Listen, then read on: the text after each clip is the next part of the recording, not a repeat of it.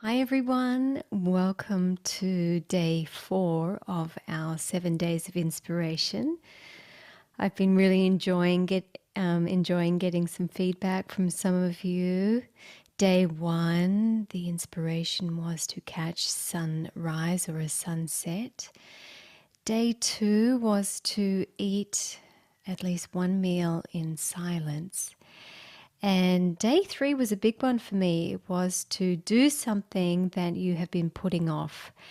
And for me, it was to just pay a whole lot of bills. Ay, ay, ay. We're such works in progress, aren't we? Our little blind spots. Anyway, so we're at hump day today. Our day 4 is a really beautiful one. It is get your bare feet on the earth. This grounding technology really came about into my life about 15 years ago, I would say. And since then, there's been quite a lot of research about it. So if you don't know anything about it, you may want to just jump online and check out some of the beautiful research that's been done. But a number of things happen when you are in connection with the earth. And as humans, we have evolved through millions of years to have this sustained and continuous connection to the earth. And it has not been until recent times and the inventions of buildings and synthetic fibers that that connection with the earth has been disrupted. As with all things in life, the earth is made up of energy, and the earth has a subtle electrical charge. So when we are touching the earth, we are ultimately resonating at that same charge as everything else that is in contact with the earth. And it's very powerful stuff. It's one way to release positive ions. Excuse me if I start sounding like I don't know what I'm talking about, because I sort of don't. But anyway, hey, you research it. And but mostly I want you to get the experience of it, because there is a lot of good information, like I was saying, about stress reduction, about pain reduction, and also about better sleep. All amazing and wonderful things. So another thing that I wanted to address in this day and age, I'm aware that some of you just simply cannot get outside. We're all experiencing some sort of lockdown or restrictions from going out at the moment. And maybe you physically can't get outside. If that is the case, the next best thing is to have a shower, because the copper pipes that carry the water also can provide the same type of earthing as having your feet on the ground.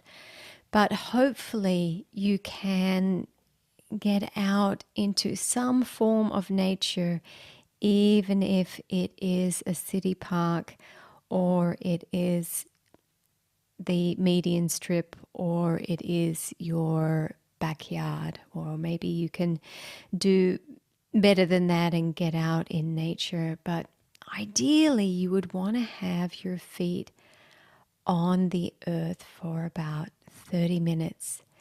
And as I was saying in the first day, with the sunrises and the sunsets, You want this to be a form of co-meditation. Back to Lama Surya Das. We-ditation, not me-ditation, right? So maybe you can walk out onto your little bit of earth and you can do a practice of just somatic descent, of feeling your energy rooting down and connecting down to the earth, which is just so powerful and grounding, so powerful and stabilizing, and it feels really good for the nervous system to be grounded and be supported in this way. So walking onto the earth and really paying attention of that connection of your feet massaging the earth, of walking gently on the earth. And that's also a great metaphor for life, isn't it? To leave a light footprint on the earth and to really tread lightly. It takes a lot of awareness to tread lightly, to tread mindfully, to tread heartfully onto the earth. So that's another wonderful thing that you can do, taking your shoes off, putting your shoes neatly to one side, not just flinging them around. You know, there's a real ritualistic process that you can enter into to make this really meaningful and have a big impact on your day in such a simple way. So taking your shoes off, putting them neatly to the side, stepping onto the earth and meditating, co-meditating, meditating with the earth as you walk on her, feeling your energy dropping down and treading lightly, treading gently, massaging her, giving thanks even to the earth, finding a spot to just settle in. Like I said, 30 minutes is a good amount of time, but hey, maybe you've got 10 minutes, maybe you've got 5 minutes. That's okay. We'll take that. We'll take any of that. And maybe you're lucky enough to be able to sit next to a tree and meditate with a tree. Maybe there's some water nearby. Maybe just a humble plant with a flower, and you can stare at the flower and allow that to be the source of your gaze and wonderment, for really dropping you into a place of humble recognition that, wow, this is an amazing life. This is an amazing home that we occupy. We are surrounded by so much beauty. Life is such a miracle. So if you can find some little bit of nature piercing through the concrete jungle that you may be residing in, that is your meditation partner for this little bit of inspiration.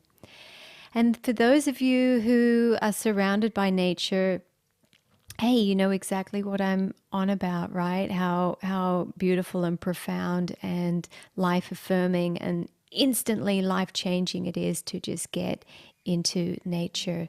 So those of you who easily have nature nearby, then again, just enjoy. And maybe for you, it's really a time to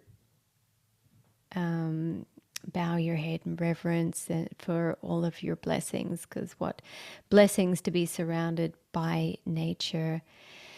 And you know, this is not something new. Like I said before, we have evolved being in constant contact with the earth. In fact, never losing that connection unless we're like literally jumping up and down.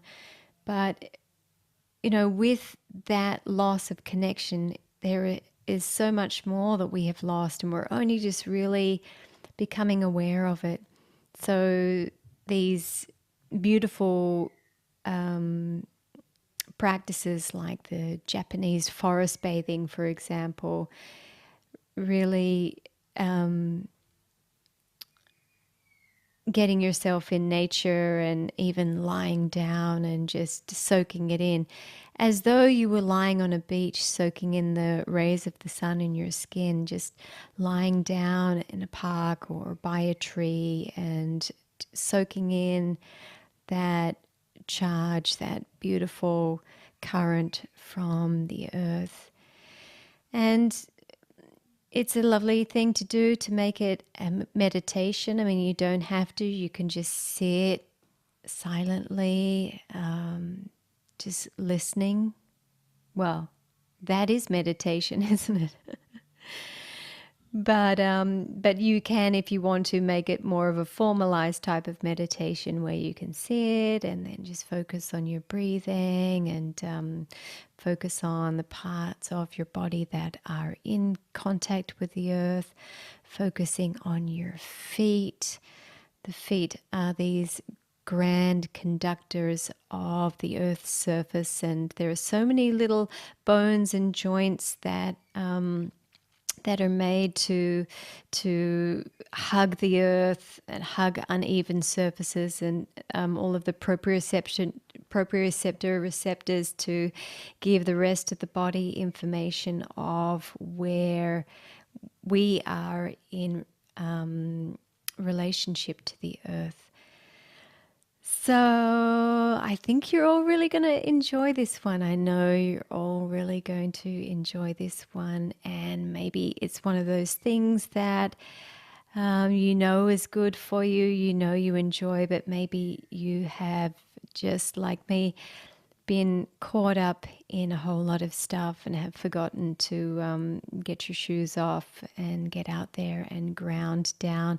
Another good thing to do if you can't physically get your feet into the earth, maybe you can get your hands into the earth, into a garden bed, and work with your hands in the soil. Also a beautiful thing to do. So, my loves, again, thank you for taking this challenge, this little inspirational challenge, and I look forward to your comments, your feedback, and I also look forward to connecting to you tomorrow with our 5th day of daily inspiration. Much love.